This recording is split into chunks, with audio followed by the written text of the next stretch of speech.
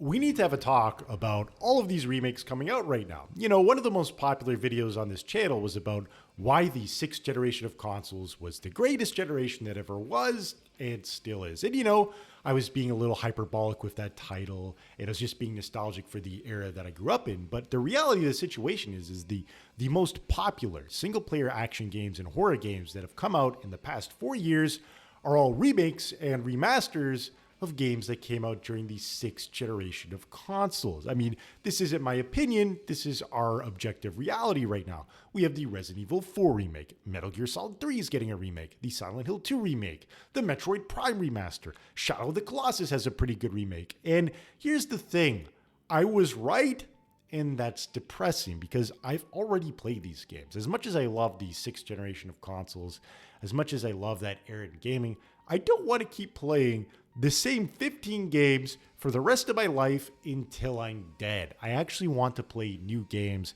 and enjoy new experience. And here's the thing, it's not like these remakes are bad. Part of the onus, part of the inspiration of making this video was just my experiences playing the Resident Evil 4 remake. And overall, the remake was a pretty good game that improved upon a lot of aspects to the original. Like the melee combat system in the remake was completely overhauled, and overall it's just way better. Leon this time around has a light attack and a heavy attack and a parry button, and old bosses like Krauser, who in the original were just a shitty quicktime event fest, are actually well thought out, and it's the highlight of the game. But after all is said and done, the original Resident Evil 4 still holds up to this day. The graphics for the original Resident Evil 4, while they're not as photorealistic as the remake, are still pretty good, and it could even be mistaken for a game that came out in the 7th generation of game. In the gameplay, again, while there are silly things like you can't move and shoot, you have to keep in mind that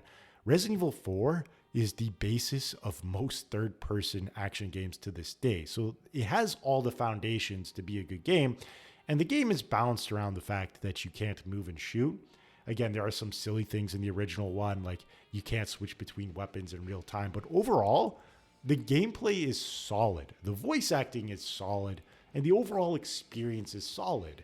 And while the remake was a good game, and it did improve on some aspects like the melee combat in particular, it also under-delivered in certain areas. Like the sound design in the Resident Evil 4 remake is actually a lot worse than the original. And again, while overall I would say the remake was a good game, it just felt to me like I just did another run of Resident Evil 4.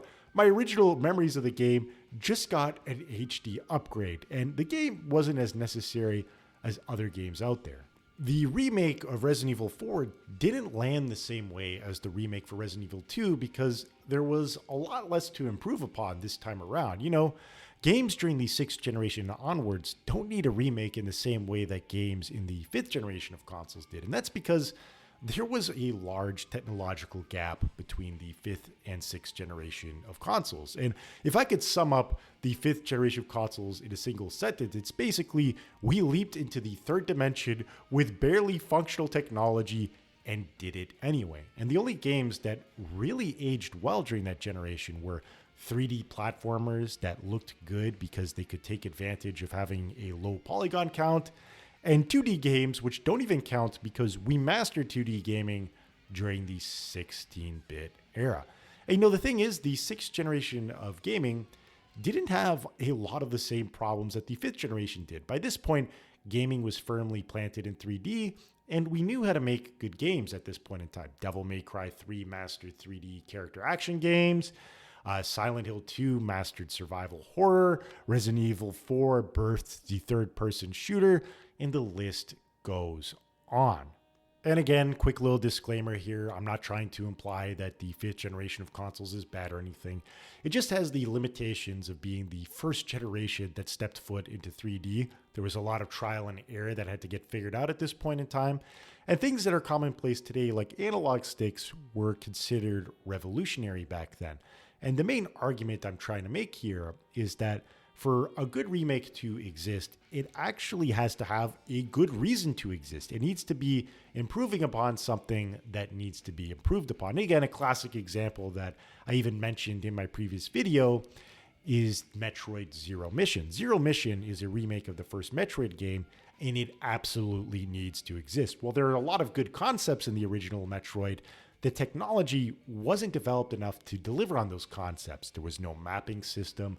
While the game was wide open and non-linear, the graphics were 8-bit and they couldn't really give the player any landmarks. It was very easy to get lost, and that wasn't a result of the game's design. It was just a result of the technological limitations. And that's why Metroid Zero Mission to this day is one of the best remakes ever made, because it fixes problems that were innate to the original Metroid. And you know, there aren't that many problems with the Resident Evil 4 game. Again, you can't move and shoot, and you can't switch weapons on the fly. And aside from that, it's a pretty solid action game that still holds up to this day. And things start to get even more silly when we start remaking games that came from the 7th generation of consoles. And you know, it's possible to make the argument that the 6th generation of consoles didn't entirely master 3D gaming. I could understand where you're coming from, but the 7th generation, by that point in time, we definitely mastered 3D gaming. And Dead Space, while it did get a good remake, it didn't need a remake. Like, the original Dead Space is phenomenal. The only thing I really didn't like about that game was that the final boss was kind of generic. It was just a giant tentacle monster. But aside from that, the game is amazing. It doesn't have the same problems that Resident Evil did. You can move and shoot. The way the game told its story was pretty cool. I also love the lighting and the cinematography. And one of the things that made the original Dead Space age so well is that while it does have a photorealistic art style, it benefits from the horror aesthetic, the way the lighting was used. The fact that Isaac, our main character, is constantly masked the whole time makes his robotic geometric body kind of age well in hindsight. And again, the original Dead Space is a phenomenal game. And while a lot of people swear by the remake, of all the games out there, the original Dead Space didn't need a remake. What we really need is a sequel to Dead Space 2 that washes the taste out of our mouths that Dead Space 3 ended up being. We need a good game to put this series back on track. We don't need remakes all the time. And again, final point to the video is I just want to point out that today's generation of gamers deserve their own original fun games. Like, you don't want to keep reliving the past over and over again. Like, you want to actually look forward to the future. And the only real studio out there that seems to be consistently hitting out hits all the time is From Software. You know, Elden Ring was good, Bloodborne was amazing, Sekiro, the list goes on. And we need more studios in the modern era that take the same approach to game design like FromSoft. FromSoft puts an emphasis on their gameplay and their concepts around their gameplay. They don't waste money on celebrity voice acting. They don't waste all their budget on cinematic cutscenes. And as a result, they can focus on the aspects that make video games themselves really good. What FromSoft feels like, they have the mentality of a AA game developer, but they're a AAA studio. And that's what this industry needs. I would say that the AA mindset is somebody that has more money than an indie developer, but not so much like a AAA studio where they can blow half their budget on hiring Keanu Reeves. The AA developer needs to focus on what makes gaming good, and that's the gameplay. And as a result, they tend to deliver on interesting and unique gameplay concepts. It's not a surprise that all the most popular video game franchises that we've played to this day all started in the AA market. Silent Hill didn't have a huge budget. It wasn't an indie game, but it didn't have a AAA budget. Metal Gear Solid started in the AA market. The list goes on.